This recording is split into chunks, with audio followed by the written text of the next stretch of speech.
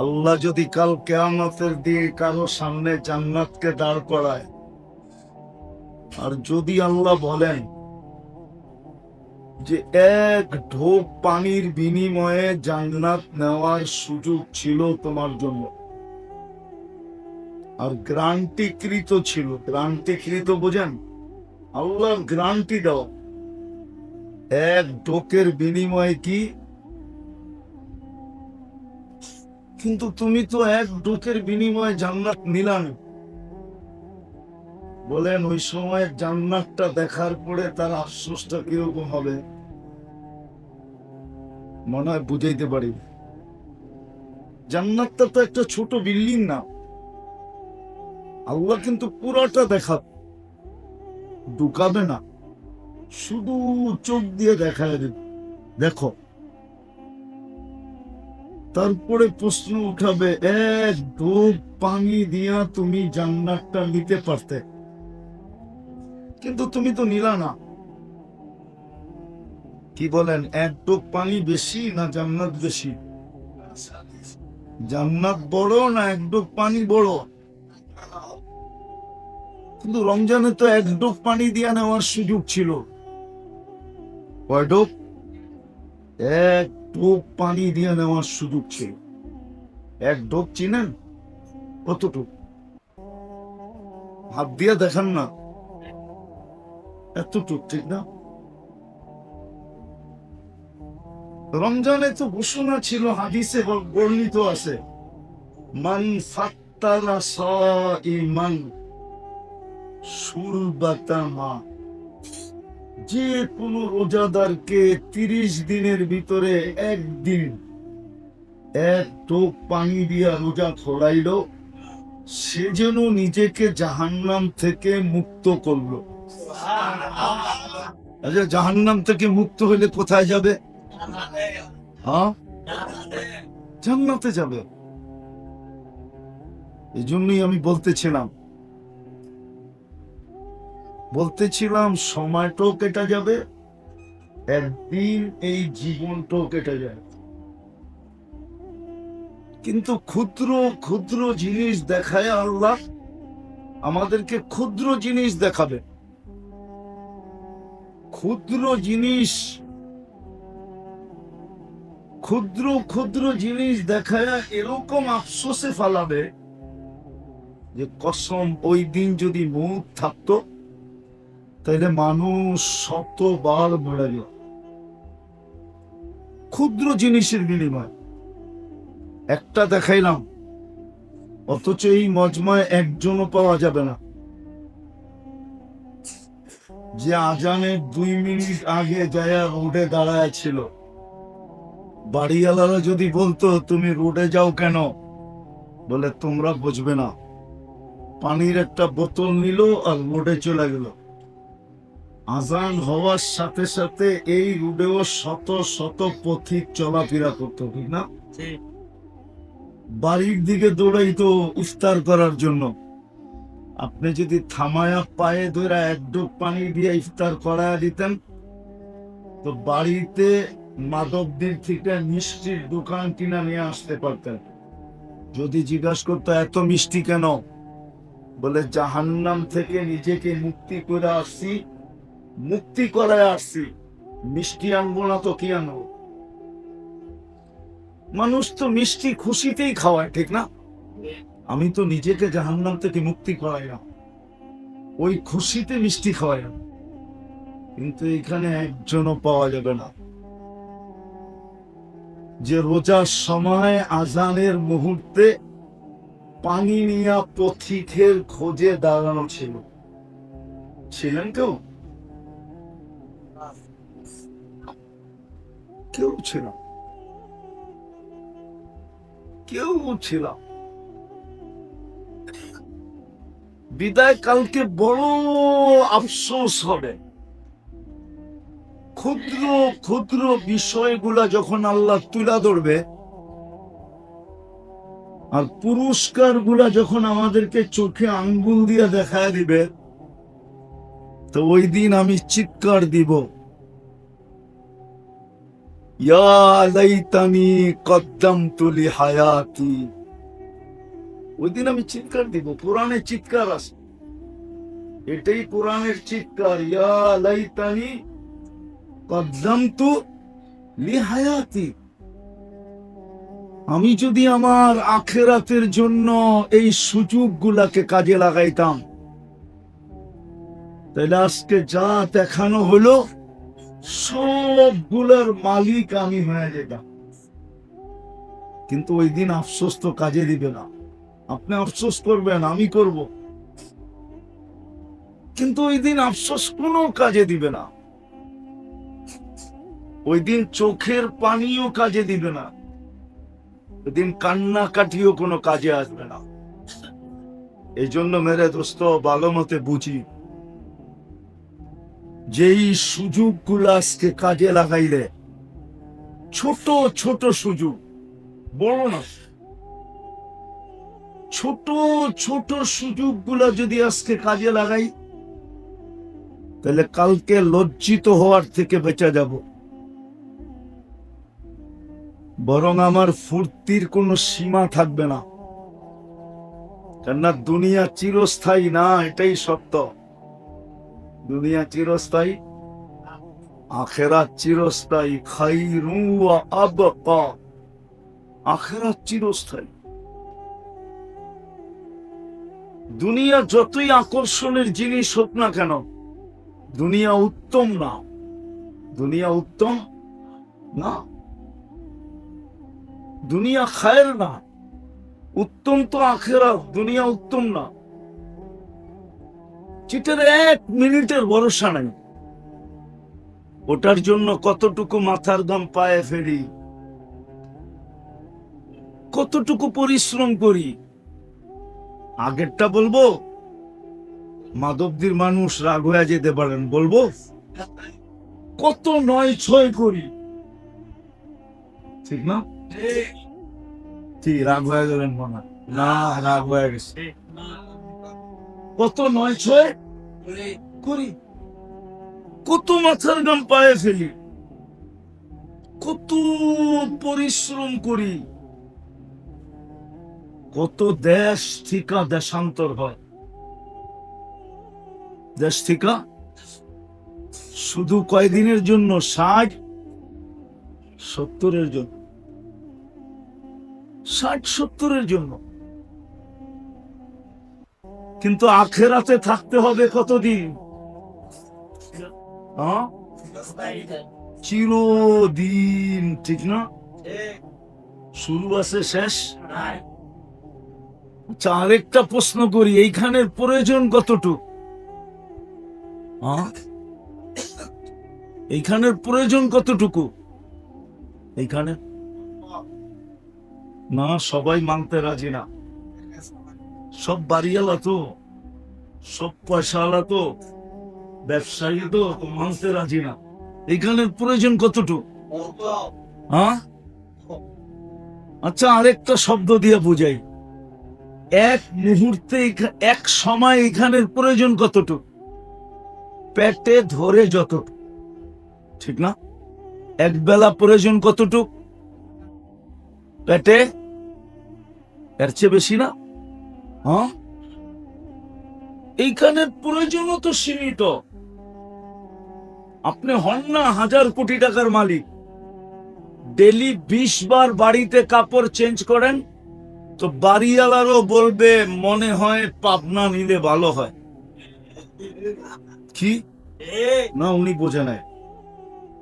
আপনি 1000 কোটি টাকার মালিক, ডেলি যদি 20 বার কাপড় চেঞ্জ করেন, তো বাসাওয়ালারা কি বলবে?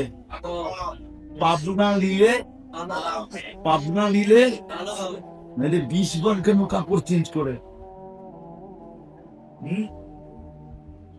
অথচ আপনি 1000 কোটি টাকার মালিক। কত? 1 কোটি না, 1000 কোটি টাকার মালিক। ডেলি 50 বার চেঞ্জ করলেও কোনো অসুবিধা নাই, টাকার কমি হবে। কিন্তু বাসাওয়ালারা কি বলবে? পাবনা নিলে, নাইলে 20 বার কাপড় চেঞ্জ করে দাও। এখানের প্রয়োজনও সীমিত। আবার বেশি করলে মানুষ কি বলে, কি বলে? একটা দেখাইলাম না, জান্নাতে তো ডেলি 70 বার কাপড় চেঞ্জ করবেন। কেউ তো পাগল বলবে না, বলবে কম করতেছে, আরো বেশি করতে পারে, আরো বেশি। যা হা করবেন তো জান্নাতের অক্সিজেন জিব্বায় লাগতে দেরি, আগের প্লেট সুগ্রান হয়ে উড়া যেতে দেরি করবে না। আপনার তো পেট খালিই থাকবে, কোনো বাবুর্চি তো পাক করবে না। জান্নাতে কোনো বাবুর্চি নাই, পাকঘর নাই। আল্লাহ কুদরত দিয়ে পাক করে পাঠাবে। আইটেম আল্লাহ পছন্দ করে বানাবে, 24 ঘন্টা রেডি থাকবে। যদি এক পেটের জন্য এত পরিশ্রম, এত মাথার ঘাম পায়ে, এত প্ল্যানিং, প্ল্যানিং বোঝেন না? না বোঝেন না? হ্যাঁ, এত প্ল্যানিং, এত নকশা, এত গুটি, গুটি বোঝেন না? মানে গুটিও বোঝেন না? আরে বোঝেন? হ্যাঁ, কি? চাল চাল চাল, ঠিক বলছে, চাল।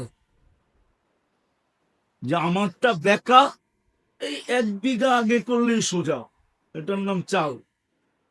আমারটা একটু 1 বিঘা আগে করলেই একটু একবারে কি মনে হয়, কিছু বোঝেন না, চাল।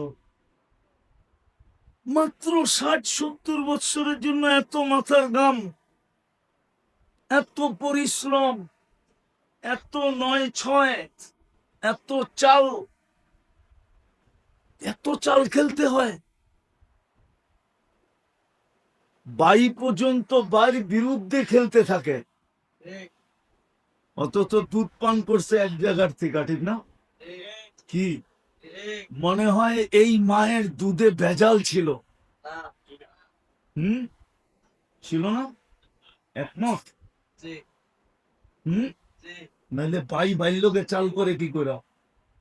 দুধ তো এক জায়গার, যদি পিওর থাকতো তাহলে তো চাল করার প্রশ্ন ছিল না। বুঝা গেল মার দুধ পিওর না? না, মার দুধ পিওরই ছিল। আল্লাহ বলে লাবানান খালিসান, পিওর দুধ, যার বিকল্প কিয়ামত পর্যন্ত আসবে না। কিন্তু বলে আমি যে চাল চাললাম কেন, ওটা আল্লাহ কোরআনে বলে দিছেন, সারাল হায়াত তার দুনিয়া, তুই দুনিয়ার জীবনকে লক্ষ্য বস্তু মনে করে ফেলছিস, এই জন্য দুধের ইজ্জত তোর কাছ থেকে বাহির হয়েছে। দুধের ইজ্জত তোর কাছে নাই, মার দুধের সম্মান তোর কাছে নাই, মার দুধের ইজ্জত তোর কাছে নাই, মার দুধের কদর তোর কাছে নাই। তুই দুনিয়াকে লক্ষ্য বস্তু বানায় ফেলছিস। ও আম্মা মান তাগা ওয়া আসারাল হায়াত দুনিয়া, দুনিয়াকে লক্ষ্য বস্তু বানায় ফেলছে। দিদা আমি কথা গুছায় নিয়ে আসতেছি। মেরে দোস্ত, সুযোগগুলো আল্লাহ আমাদেরকে দিতেছে, বড় ক্ষুদ্র ক্ষুদ্র ছোট ছোট সুযোগ। আজকে যদি সুযোগগুলা কাজে না লাগাইলাম, মূল্যায়ন না করলাম, যুবককে যৌবন দিয়ে আল্লাহ সুযোগ দিতেছে যে যুবক যৌবনের মূল্যায়ন করে কিনা।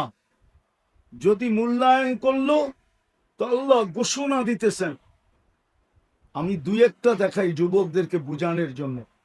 আল্লাহ ঘোষণা দিতেছেন কিয়ামতের দিন তোকে আরশের নিচে ছায়া দিব। যেই দিন আল্লাহর আরশের ছায়া ব্যতীত কোনো ছায়া থাকবে না। বলবেন ছায়াও তো অনেক সময় গরম হয়, গরম হবে কিনা? বলে না, ঠান্ডা শীতল ছায়ার ভিতরে তোমাকে জাগা দিব। আবার জায়গাটা যে দিব ওটা গ্যালারি বানায় দিব, গ্যালারি। গ্যালারি বোঝেন না? মনে হয় বোঝেন না, ঠিক না? বোঝেন? হুম, না বোঝে না। স্টুডিয়ামে গেছেন? নাই আপনাকে মাধবদীতে স্টুডিয়াম? নরসিংদী গেছেন? তাও যান নাই? ও নরসিংদী বলে যায় না, এদিক পুরা জান্নাতি মানুষ। মাধবদীও যায় নাই, নরসিংদীও যায় নাই। ইন্না লিল্লাহ, কয় কি? 10 টাকা দিলেই তো নরসিংদী যাওয়া যায় এখান থেকে। হুম, ও নরসিংদী গেছে, ঠিক না? স্টুডিয়ামে দেখবেন গ্যালারি বানানো আছে, চেয়ার লাগানো আছে, চেয়ার। হুম, ভিআইপি আলাদের ভিন্ন, সাধারণ মানুষের জন্য ভিন্ন, খেলোয়াড়দের জন্য ভিন্ন, খেলোয়াড়দের আত্মীয় স্বজনের জন্য ভিন্ন। আরো সে নিচে বিশেষ গ্যালারি হবে এই যুবকদের জন্য। 7টা গ্যালারি হবে। কয়টা? হ্যাঁ, 7 ধরনের মানুষ 7টার ভিতরে বসবে। হুম, হ্যাঁ, খেলার মাঠে গেলে তো বাদাম নিজের টাকা দিয়ে কিনা খাইতে হয়, ঠিক না? বুট, বাদাম, চিপস, পানি নিজের টাকা দিয়ে না। ওইখানে নিজের টাকা দিয়ে না, ওইখানে ফেরেশতারা সার্ভ করতে থাকবে, নিয়া নিয়া ধরবে সামনে দিয়ে। জ্বর যেটা মনে চায় ওটা খাইতে থাকবে। বলবে হিসাব কিতাব, বলে হিসাব কিতাব কমপ্লিট হয়ে উঠতে উঠতে ডাইন হাতে চলে কমপ্লিট হয়ে আসবে।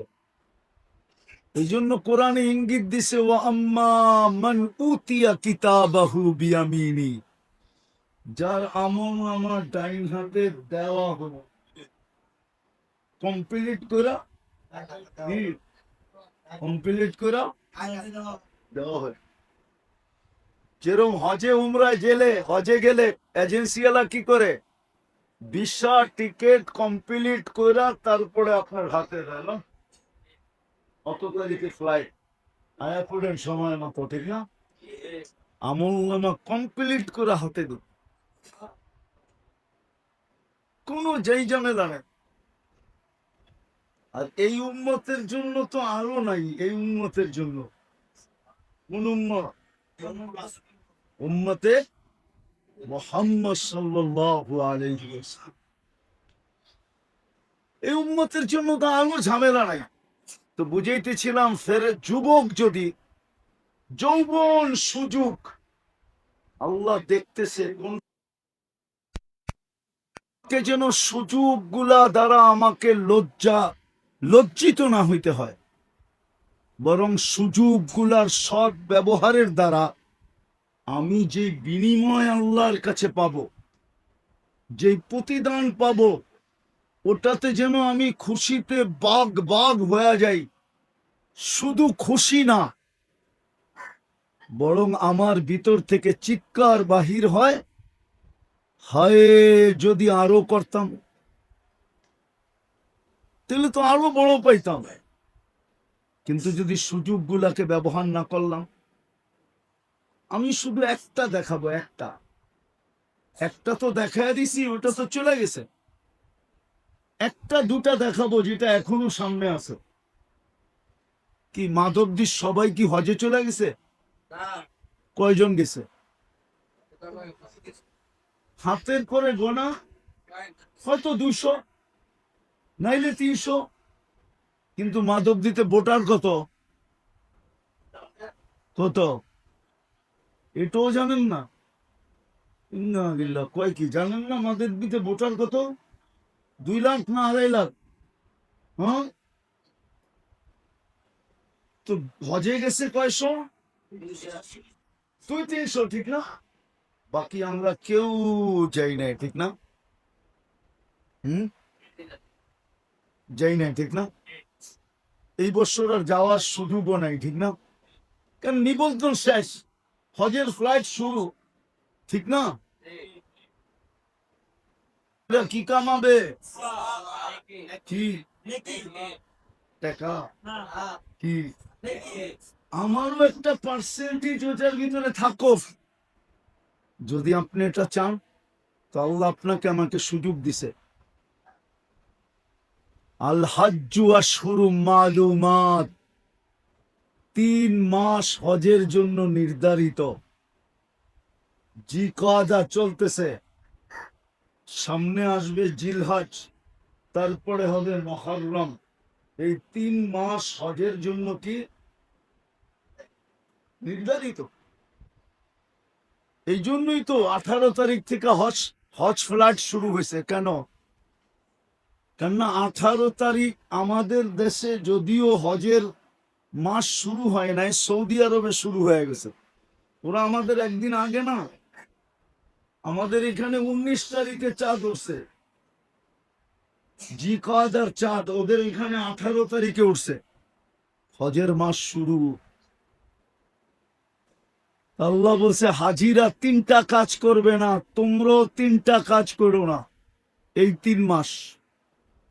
হাজিরা কয়টা কাজ করবে না? কয়টা? কোরআনে নিষেধ আছে, ওয়ালা রাফাসা ওয়ালা ফুসুকা ওয়ালা জিদালা ফিল হজ। হুজুর তো হাফেজ, ঠিক না? কোরআন শরীফ পড়তেছি তো, না বানায় পড়তেছি? আল হজ্জু আশহুরুম মালুমাত, তারপরে বলছে হাজি 3টা কাম করবে না, ওয়ালা রাফাসা ওয়ালা ফুসুকা ওয়ালা জিদালা। হাজি ঝগড়া করবে না, হাজি সদিচ্ছায় মক্কা মদিনা গুনাহ করবে না, হাজি সদিচ্ছায় অহেতুক কাম করবে না। ও যারা হজে যাও নাই, তোমরা যদি চাও যে আমি হাজির রঙে রঙিন হব, তো তুমিও এই 3 মাস এই 3টা কাজ করো না। ঝগড়া করো, ঝগড়া সদিচ্ছায় গুনাহ, অহেতুক কাজ করো। তাহলে তুমি হাজির রঙে রঙিন হইলা। আর হাজির রঙে যদি রঙিন হও, তাইলে তোমার একটা পার্সেন্টেজ হাজিদের থেকে নিবে। দ্বিতীয়, এই 3টা মাস হারাম মাস। এই 3টা মাসকে বলা হয় কি? এই 3টা মাস না, 4টা মাস হারাম। ইন্না ইদ্দাতাশ শুহুরি ইনদাল্লাহি 12 শাহরান ফি কিতাবিল্লাহ মিনহা আরবাআতুন হুরুম। 4 মাস হারাম মাস। একটা চলে গেছে রমজানের আগে, রজব, আর এখন 3টা শুরু হলো, জিকাদা, জিলহজ্জা, মুহররম। আল্লাহর অনুরোধও ছিল আমাদের কাছে, আবেদন ছিল, অনুরোধ ছিল।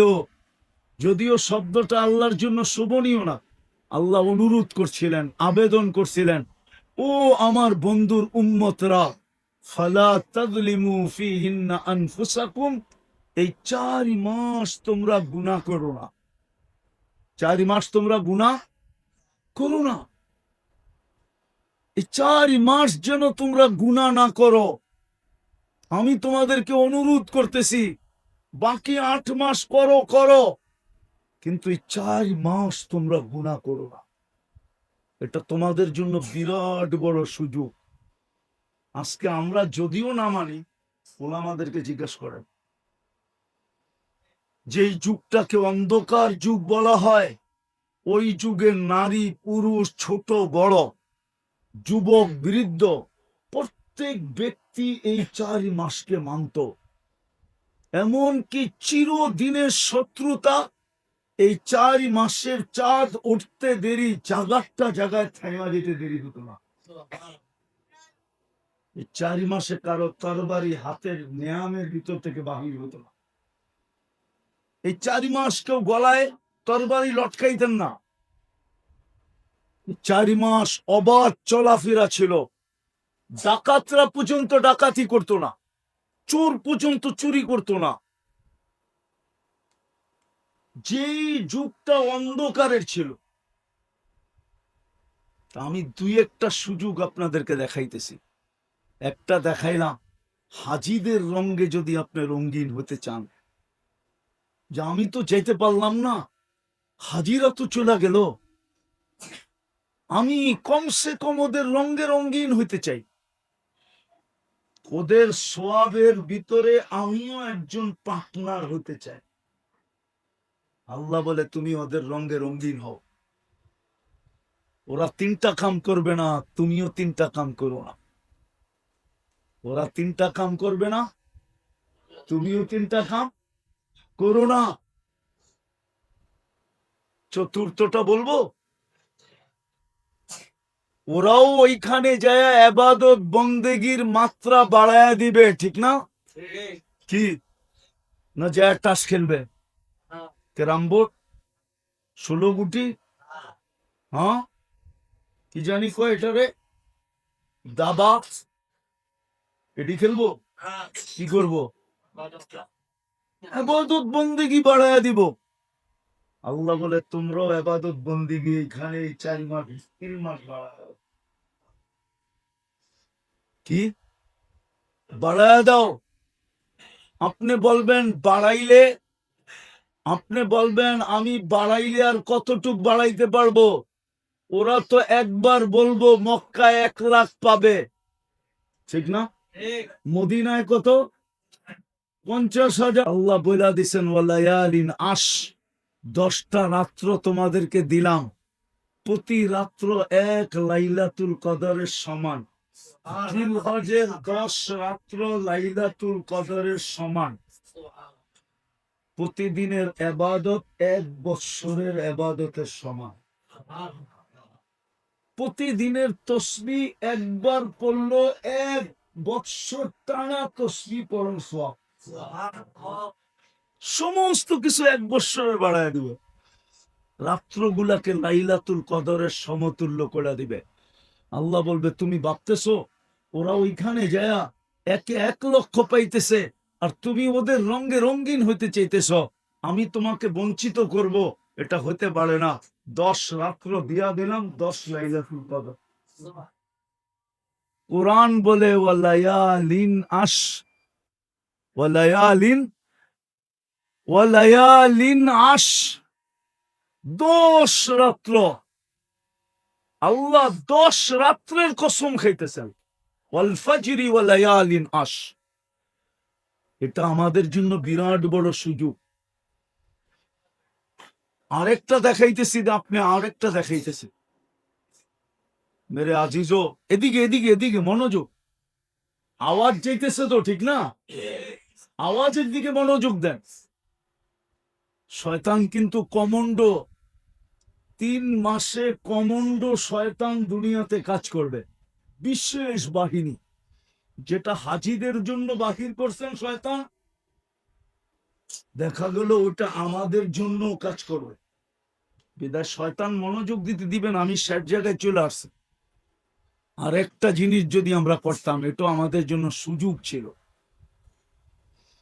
এটা বড় ব্যথার সাথে বলতেছি, যদিও চোখে পানি আনতে পারতেছি না, কিন্তু ভিতর আল্লাহ জানে কতটুক ব্যথার সাথে বলতেছি। এই উম্মতের উচিত ছিল নিজের ঘরের সাথে কতটুকু সম্পর্ক জড়বে, এটা আমার বিষয় ছিল না, এটা আল্লাহরও বিষয় না। আল্লাহর বিষয় ছিল, আমারও বুঝানোর বিষয়। সবচেয়ে বেশি সম্পর্ক আমাদের মসজিদের সাথে হওয়ার কথা ছিল, সবচেয়ে বেশি সম্পর্ক, সবচেয়ে বেশি সম্পর্ক আমাদের মসজিদের সাথে হওয়ার কথা ছিল। দেখবেন কিছু মানুষ আছে, হ্যাঁ, দুনিয়ার পদস্থ মানুষের বাড়ির পাশ দিয়া করতে থাকে।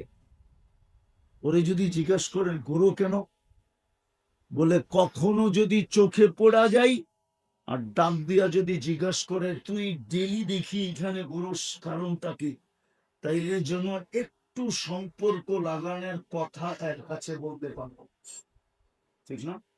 এমন ওরা বোঝে না, এত ইন্টারনেট ফিল্টারনেট বোঝে, আমার এই কথা বোঝে না। কিরে বুঝছ? ওর চেহারাই কয় বোঝে না। কিছু পদস্থ মানুষ আছে দুনিয়ায়, ওর বাড়ির পাশ দিয়া কিছু মানুষ সদা সর্বদা ঘুরে, বেলা নাই অবেলা ঘুরে, বেলায় ঘুরে আবার যদি জিজ্ঞেস করে তুই ইন্দে ঘুরস কেন, কয় একবার আমারে জিজ্ঞাপ না আমি কেন ঘুরি, তাইলে সম্পর্কের কথাটা মুখ দিয়ে উঠে গেল। ঠিক না? হম হম আমি তো পদস্থ কইলাম, আরেকটা কইলে ওরা খুব ভালো বসতো। ঠিক না? হম কি কস? হ্যাঁ, যারে ফুল দিও শেখ খাস তোরা খালি এই বছরও খাইছস, তবে চেহারাই কয় শেখ খাওয়া চেহারা। কিরে ঠিক না?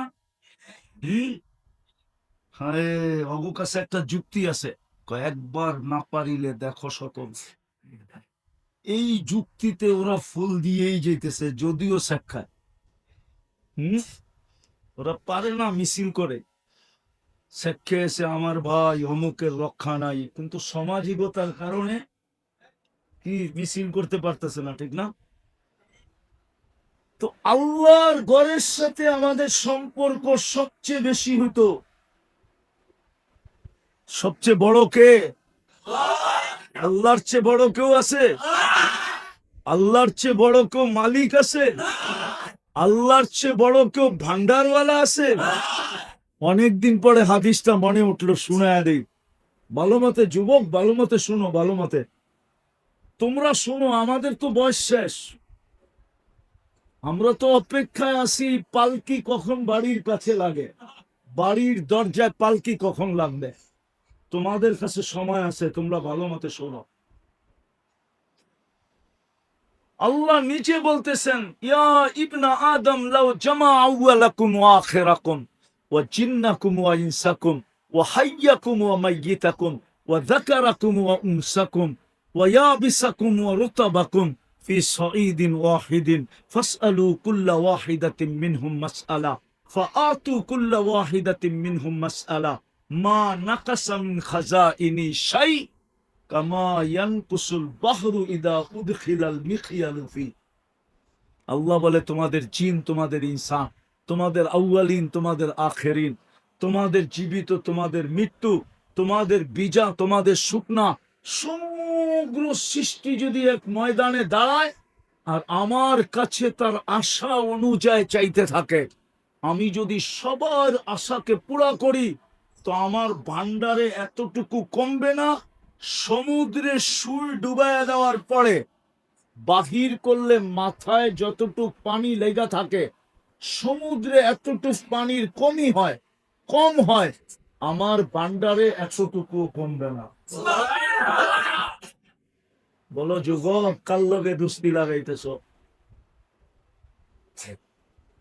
মসজিদের সাথে সম্পর্ক জড়লে তো আল্লাহর সাথে দুস্তি হতো, আল্লাহর সাথে ইয়ারি হইতো, আল্লাহর সাথে প্রেম হইতো, আল্লাহর সাথে প্রীতি হইতো, আল্লাহর সাথে ভালোবাসা হইতো, আল্লাহর সাথে মহব্বত হইতো। আল্লাহ স্নেহ করতেন, আল্লাহ মায়া করতেন, আল্লাহ মমতা দেখাইতেন। তারপরেরটা বলবো, আল্লাহ নিজে বলতেছেন সমগ্র কিছু উঠায়া তোর হাতে দিয়া দিল। সব উঠা, মাল্লাহুল মাওলা ফালাহুল কুল। আল্লাহ যার সব, আল্লাহ বলে সব তোর হাতে উঠাইয়া দিয়া দিতাম। কিন্তু আফসোস, আজকে মসজিদের সাথে সম্পর্ক নাই, মসজিদের সাথে আমরা নিবেদিত না, মসজিদের সাথে আমরা নিবেদিত প্রাণ না, মসজিদের সাথে আমাদের সম্পর্ক নাই। নাইলে আজানের পরেও মসজিদ খালি থাকা, এটা তো কোনো মতেই যুক্তিতে আসে না। যেই মালিকের হাতে আমার জান, আমার জীবন, আমার মরণ, আমার সব কিছু যার কুদরতি হাতে, যার ইচ্ছার উপরে নির্ভর, উনি আমাকে ডাকতেছে আর আমি আসি না, এটা হয় কি করে? আপনি আমাকে যুক্তি দিয়ে বুঝান, কোরআন হাদিস বাদ। যার হাতে আমার হায়াত, যিনি রাখলে কেউ আমাকে মারতে পারে না, যিনি মারলে কেউ আমাকে রাখতে, আমার সব কিছু যার কাছে, পান্ডার যার কাছে, যার কন্ট্রোলে, যার ইচ্ছায়, যার আদেশে, যার ইশারায়, যার ইঙ্গিতে, ওই আল্লাহ 5 বেলা ডাকে। মসজিদ খালি, ওই আল্লাহ 5 বেলা ডাকে, মসজিদ খালি। কপাল এমনে পড়ে নাই আমাদের, আজকে মুসলমানের কপাল সবচেয়ে বেশি পোড়া। মুসলমানের উপরে আঙ্গুল উঠাইতে, মুসলমানের গায়ে দাগ লাগাইতে আজকে দুনিয়ার কারো দ্বিধা করতে হয় না, বরং যে মুসলমানের উপরে আঙ্গুল উঠাইলো, যে মুসলমানের উপরে দাগ দিল, সারা দুনিয়া তাকে সেলুট দেয়, সেলুট। সত্য না মিথ্যা? বাইঙ্গা বলা যাবে না। আমি যদি বাইঙ্গা বলতে চাই, তাহলে এই ছেলেগুলার সবগুলার আইডি হ্যাক হয়ে যাবে, সবগুলা বন্ধ হয়ে যাবে। আমি খুইলা বলতে যাওয়া মানে ওদের পেটটার ভিতরে একটা লাথি দেওয়া, ওদের এই চ্যানেলগুলো সব বন্ধ হয়ে যাবে, আজকেই বন্ধ হয়ে যাবে। অথচ দেখা যাবে 2 বছর 3 বছর 4 বছরের পরিশ্রমে একটাকে একটু দাঁড় করাইছে, ঠিক না? কোথাও তো কয় না, একটু দাঁড় করাইছে। এই জন্য খুলা বলতেছি না, ইঙ্গিতে বলতেছি। কসম খোদা, শুধু এই মসজিদের সাথে সম্পর্ক না জোড়ার কারণ, আল্লাহর ঘরের সাথে আমাদের সম্পর্ক নাই। অথচ এটা বিরাট বড় সুযোগ।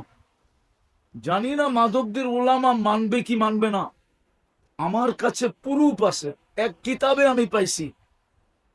আর হাদিসও এইদিকে ইঙ্গিত দেয়, যার মসজিদের সাথে যত বেশি সম্পর্ক হবে, হতে পারে কিয়ামতের দিন সে পুলসিরাত পার হবে মসজিদের ভিতরে বসা। কেননা এই কথা তো ওলামা একমত, তাহতা সারা থেকে আরশ পর্যন্ত মসজিদ, এটা না মসজিদ না? আপনার তোমার তো 2 তলা 4 তলা 1 তলা, আমি কইলাম কি কয় তলা? কিন্তু আরশ পর্যন্ত মসজিদ। এত বড় পরিধি আল্লাহ দিলেন কেন? হতে পারে এই এলাকার কিয়ামত পর্যন্ত মসজিদের সাথে সম্পর্কিত অগাধ সম্পর্কদারী মানুষের সংখ্যা এত হবে যে এই 1 তলা পর্যন্ত মসজিদ নির্ধারণ করলে জায়গা হবে না, আরো 50, 100, 1000 তলার দরকার হবে। এই জন্য আল্লাহ বলে, তোমরা বানাইছো 1 তলা, কিয়ামতের দিন আমি বানায় দিব পুরাটা আরশ পর্যন্ত, যাতে সমস্ত লোকের জায়গা এটার ভিতরে হয়ে যাবে। হ্যাঁ, অগাধ সম্পর্কের কারণে আপনি পুলসিরাত পার হবেন মসজিদে বসা। কিতাবে এক জায়গায় লেখা আছে, আমি খুঁজতে খুঁজতে খুঁজতে পাইছি, কিন্তু ওই লেখাটা ঠিক কি ঠিক না এটা আমি জানি না। কিন্তু মনীষী লেখছেন, কোন খাটো মানুষ, ছোট মানুষ লেখা। আরব ভূখণ্ডের একজন বড় লেখক ছিলেন, দার্শনিক ছিলেন, আল্লাহওয়ালা ছিলেন, আল্লামা তাহলানী রহমতুল্লাহ আলাইহি লেখছেন। উনি বড় আল্লাহওয়ালা ছিলেন, আজ থেকে 1000 বছর আগে। ওনার লেখার ভিতরে আছে, উনি লেখছেন যে হতে পারে যার মসজিদের সম্পর্ক, কেননা আল্লাহ সবকিছু ধ্বংস করবে, মসজিদ ধ্বংস করবে না। মসজিদ ধ্বংস, মসজিদকে আল্লাহ উঠায় নেওয়া যাবে। কি করবে? উঠায়া মসজিদ ধ্বংস করবে না। হ্যাঁ, নিজেরটা নিজে ধ্বংস করে কি করা? এটা কার ঘর? হ্যাঁ, নিজেরটাকে নিজের হাতে ধ্বংস করলে মানে হ্যাঁ শোভা পায়? আল্লাহ নিজের ঘর ধ্বংস করবেন না, উঠায় নিয়ে যাবেন। সকালে উঠা দেখবে এই এলাকার লোক জাগা আছে, মসজিদ নাই। সকালে উঠা দেখবে ঘরে কোরআন শরীফ আছে, কাগজ আছে, কিন্তু অক্ষর নাই। কোরআন উঠায় নিয়ে আনবে, মসজিদ উঠায় নিয়ে আনবে। এই জন্য আসেন, সুযোগগুলো আমাদের সামনে আসছে। 3 মাস হিসাবে সুযোগ আছে, 4টা আমাদের করণীয়। ঝগড়া বিলকুল না করা, সদিচ্ছায় গুনাহ না করা, অহেতুক কাজে কখনো পা না বাড়ানো, ইবাদতের মাত্রা বাড়ায়া দেওয়া। তাইলে আপনি হাজিদের রঙে রঙিন হয়ে যাবেন। হাজিদের রঙে রঙিন হয়ে যাবেন। হাজিদের সোয়াবের থেকে একটা অংশ আপনার আমল নামায়ও আসতে থাকবে। আর সামনে আসতেছে 10 রাত্র জিলহজের।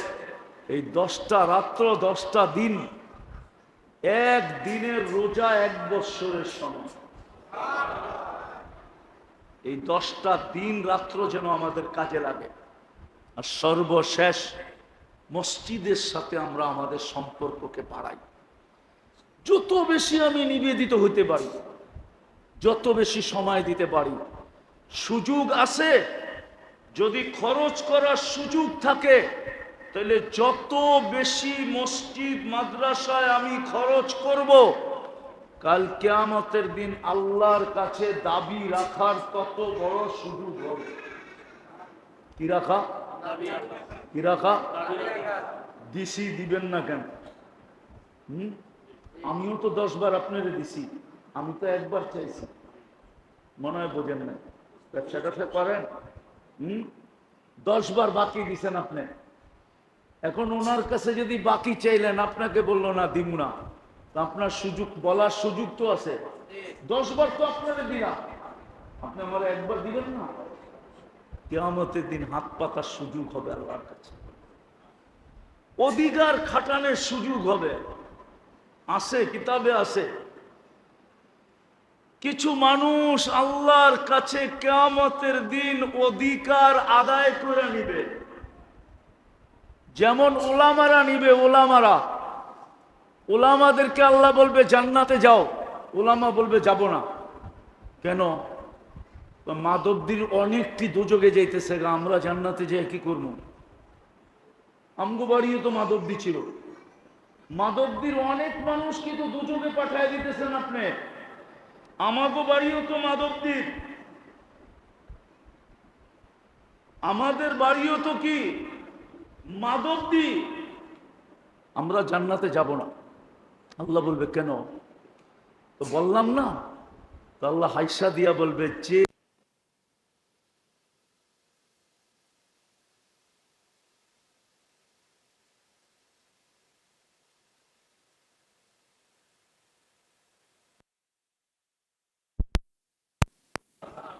আর আমি হিসাব করে দেখছি, বাংলাদেশে যে হাফেজ আছে, যদি আমাদের সম্পর্ক মাদ্রাসার সাথে হওয়ার মতো হয়, তাহলে বাংলাদেশে যে হাফেজ আছে, বাংলাদেশিদেরকে জান্নাতে নিয়ে যাওয়ার জন্য হাফেজদের কোটা